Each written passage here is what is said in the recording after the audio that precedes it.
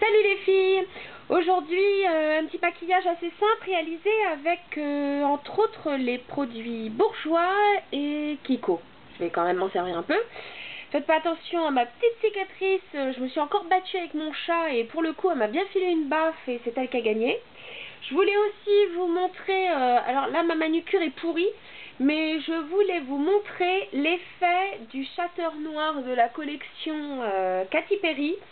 Je n'ai eu que des compliments sur cette manucure. Tout le monde croyait que j'avais collé des petits stickers noirs, mais c'est pas du tout le cas. C'est vraiment extra. Faudra que je vous montre ça un de ces quatre. Bah écoutez, voilà, sinon je suis venue avec un maquillage assez simple hein, tout de même, mais que j'aime bien. Donc on va commencer. J'ai réalisé donc ce maquillage avec les produits Bourjois, entre autres avec le fameux crayon effet smoky. J'ai pris le Deep Green, qui est effectivement un vert très foncé. Donc il se présente avec un crayon qui est assez gras. Et de l'autre côté, avec donc un petit pinceau pour estomper. J'ai aussi utilisé donc les dernières boîtes Bourjois, donc le coloris numéro 2 ici, qui est plutôt donc un mat. Alors attention, ceux-là, faut en mettre beaucoup parce que je trouve que leur pigmentation ne tient pas tant que ça. Donc il faut avoir absolument une base. Bon là en l'occurrence la base je me suis servi du crayon, mais je pense que si c'était un maquillage que je faisais pour toute la journée, je mettrais une base type la Urban Decay ou la Too Faced, parce qu'à mon avis ça s'en va dans pas très longtemps. Pour le deuxième coloris de chez MAC, celui-là il est un petit peu plus, comment dire, il est légèrement plus satiné, donc je trouve qu'il tienne mieux. C'est le numéro 8. Voilà, un champagne, un beige champagne très clair, il est bien. Et puis donc le fameux Kiko là, je trouve où la tenue et les pigments ne sont pas extraordinaires. Mais bon, du coup, je trouvais que c'était joli pour faire la banane. Donc, on y va. Alors, je commence donc par ce fameux crayon. Donc, on en met sur... moi, j'en ai mis sur la paupière mobile seulement. Alors, on n'est pas obligé de faire ça super bien, parce qu'après on estompe. Alors c'est très simple, on estompe avec le petit pinceau qui est fourni avec. C'est une texture très crémeuse, donc c'est vrai qu'il s'estompe très facilement. J'aime beaucoup la couleur de celui-ci. Bon, bien sûr il y a le classique noir, il y a un très joli gris, un joli bleu, un brun je crois. Bon, des couleurs assez classiques, mais bon. Ce que j'ai fait... Vous voyez, c'est facile hein, pour estomper, franchement. Faut pas sortir de Saint-Cyr. Voilà.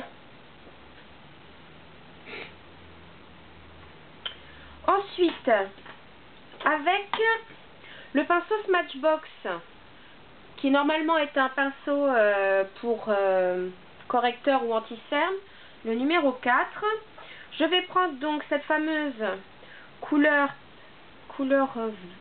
vert, bleu-vert, donc le numéro 2. Et vraiment la texture, c'est vraiment très sec. Alors je vais tapoter sur la base faite par mon crayon. Bon, ce qui est bien, c'est que ça l'intensifie. Ça intensifie la couleur de la poudre. Alors, je sais que ce sont des ombres à paupières qui peuvent être utilisées aussi avec un applicateur humide. Ça renforce la couleur. Bon, sinon, c'est un très joli bleu-vert. Moi, j'aime beaucoup ces couleurs. Alors, je vais vous dire, quand on les estompe, il ne reste pas grand-chose. Ensuite, avec donc le fard Kiko numéro 26, j'ai pris le pinceau Sigma qui ressemble donc au 217, le E25, là en format court que j'ai eu en cadeau. Je vais donc prélever de la couleur. Alors là les filles, attention, il y a des chutes, donc et je vais estomper les bords tout en faisant une banane. Regardez, il marque quand même pas tellement, hein. Pour une couleur aussi foncée, vous voyez.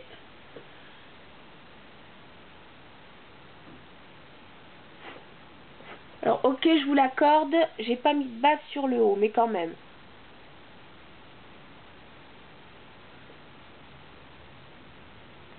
Non, ça prouve bien que ce sont quand même des fards qui tiennent assez peu, enfin qui ne sont pas assez pigmentés.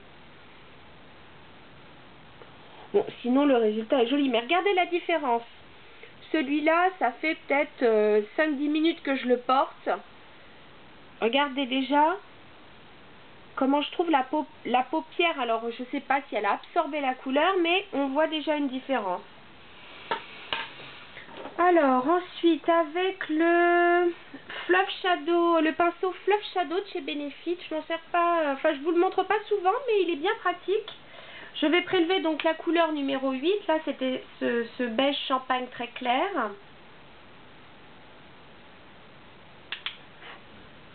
Et je vais donc poser ça en highlighter. Alors, je vous dis, comme là, le fard Kiko n'est quand même pas très pigmenté, ça s'estompe relativement facilement. Ce que je vais quand même faire, c'est que je vais l'essuyer pour pouvoir mettre un peu de couleur claire vers l'intérieur de l'œil. Voilà.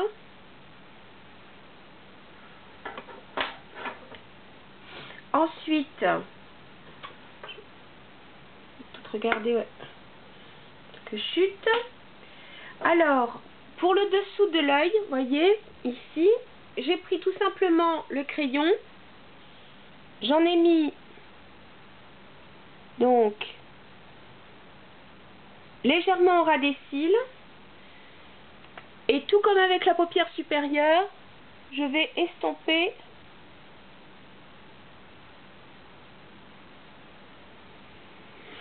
avec le pinceau.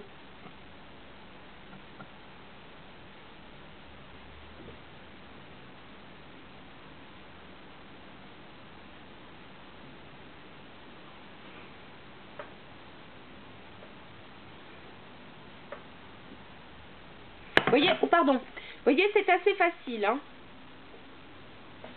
Pardon, je vous ai foutu le miroir en pleine figure.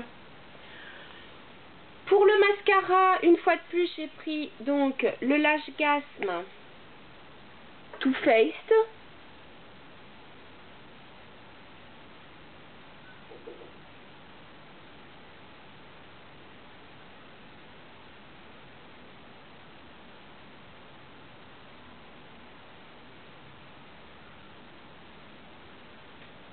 Voilà. Hop. Ensuite, oh, je vais enlever cette barrette.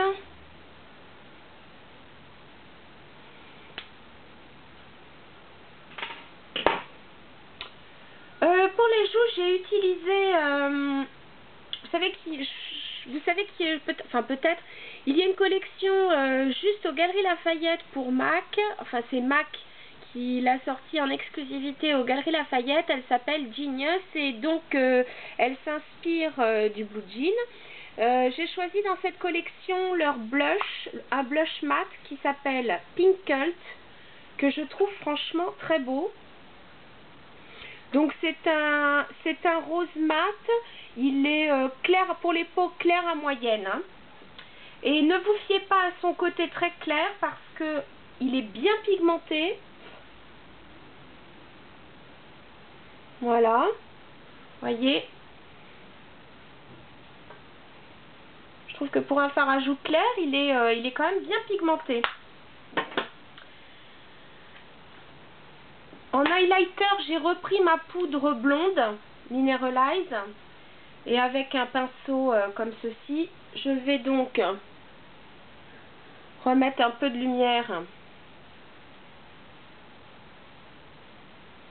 voilà, sur le haut de ma pommette, voilà. Et toujours dans cette collection Genius, j'ai choisi donc le lip gloss Indigo Pink, voilà, il est comme ça. Alors il paraît violet assez foncé, Mais comme c'est un gloss, je trouve qu'il est, il reste quand même assez transparent. Voilà. Donc voici ce maquillage réalisé essentiellement avec les ombres à paupières Bourjois. Voilà. Ainsi donc que l'ombre à paupières Kiko. Bon, vous voyez, ça rend quand même pas mal, hein. Mais je vous dis, question tenue, je pense qu'il y a encore à revoir. Voilà, j'espère que ce petit make-up vous a plu les filles, et puis je vous dis à très bientôt. Salut!